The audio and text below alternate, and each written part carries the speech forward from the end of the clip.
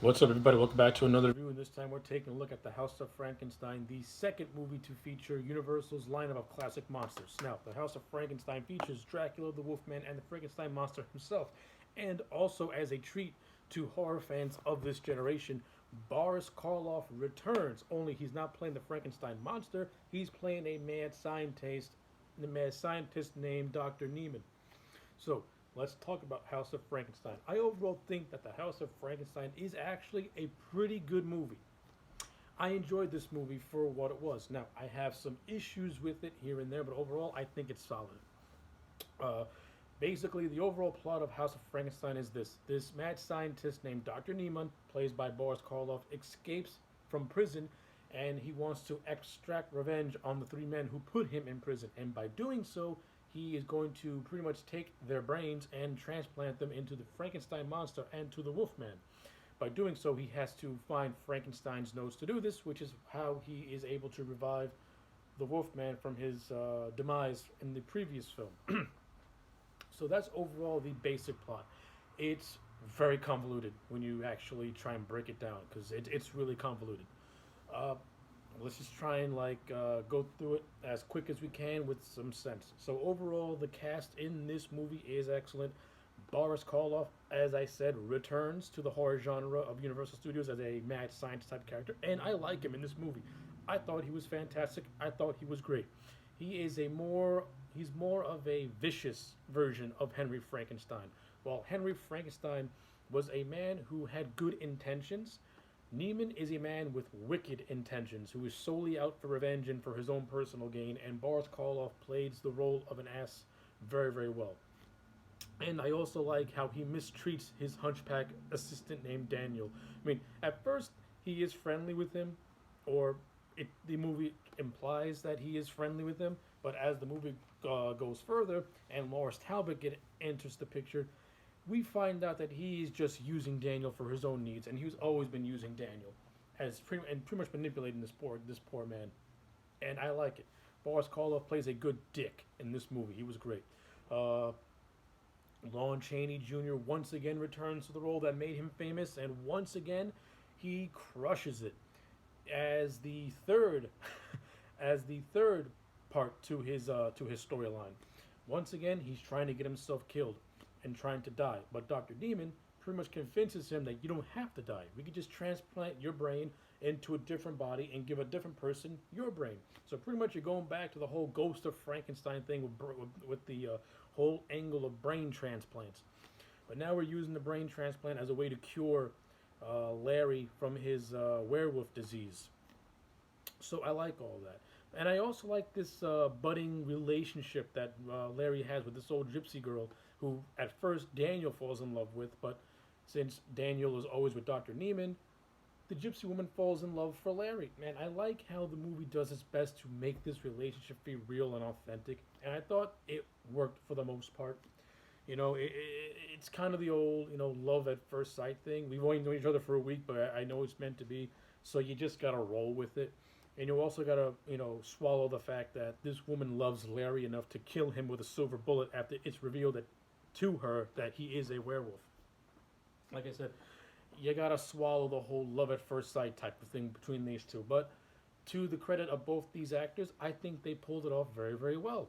Uh, Now, let's get on to my criticisms. Both Dracula and the monster are completely underutilized. As with Frankenstein Meets the Wolfman, I criticized that movie for focusing more, for being more of a Wolfman sequel and just shoehorning the monster in. In this movie, the monster is just kept largely in the background, and he doesn't do anything until like the last 2 minutes of the movie when he saves Neiman from being attacked by Daniel after Daniel was pretty much betrayed by Dr. Neiman. That's when the monster does anything of relative note. And not only that, he carries Neiman into a pile of quicksand and they both die. It's actually pretty cool seeing the Frankenstein monster kill off Boris Karloff's character, knowing that Karloff pretty much made the Frankenstein monster famous. So it's kind of like an ironical thing between with that ending, which I actually think is actually kind of cool when you look at it from that perspective. You know, Boris Karloff was killed by the by the by the movie monster that made him famous. It's actually kind of cool when you look at it. It's actually kind of fun when you look at it too. But other than that, the monster plays a non-factor. Also, who plays a non-factor and is hasted off very quickly in this movie is Count Dracula.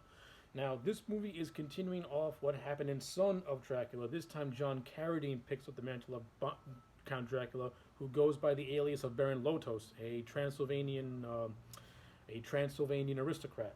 And the first 20 minutes of this movie is completely unrelated to the rest of this movie. The only thing of merit that happens in the first 20 minutes of this movie is Dr. Neiman getting revenge on the third man, who is the Burgermeister of a village, who put him away. That's the only thing. Other than that, it focuses on this married couple who is a non-factor to the overall plot of this movie. You could have taken this married couple out of the movie and just have Neiman use Count Dracula to kill the Burgermeister. Instead, you add these two secondary characters who mean nothing to the overall plot, and it feels like its own movie. The first 20 minutes of this movie feels like a follow-up to Son of Dracula. I mean, I liked John Carradine in the role. I thought he was pretty good as Count, but doesn't mean much to the overall plot. And Count Dracula is overall wasted in this movie. Like, completely wasted in this movie. What was the point of having Count Dracula in this movie if he wasn't going to at least have some interaction with the Frankenstein monster and the Wolfman?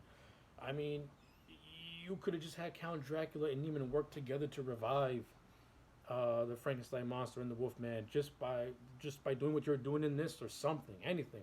Instead, Dracula is just reduced to just a henchman, pretty much, which is kind of a shame for the Lord of the Vampires. So, yeah, story-wise, that's my biggest gripes. But, again, acting-wise, this movie is well done. Karloff, Chaney, and John Carradine, they all do really good jobs in their roles. Glenn Strange picks up the role of the monster, and for what little he has to do, he's good as the lumbering beast who is just stripped away of all his personality at this point, and he's just the roaming beast that we all know him to be, and what has been made famous of Frankenstein. From a production standpoint, this movie is well shot. It is well made. It looks good from a cinematography standpoint. The overall makeup effects by Jack Pierce are all spectacular. The Wolfman still looks fantastic. The Frankenstein monster looks great. So yeah, from a production standpoint, the movie is fine. It looks great from a production standpoint. The acting and the cast is really strong. The story, parts of it is good. Other parts are just weak. So, with all that being said, I'm going to give House of Frankenstein an 8 out of 10. I actually do like this movie on the same level of Frankenstein meets the Wolfman. Despite my two big criticisms, it is a pretty good entertaining movie, and it works for what it tries to do.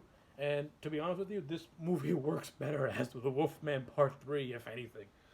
So yeah, those are my thoughts. Let me know yours in the comment sections down below. Like the video and subscribe, and I'll check you back next time for more.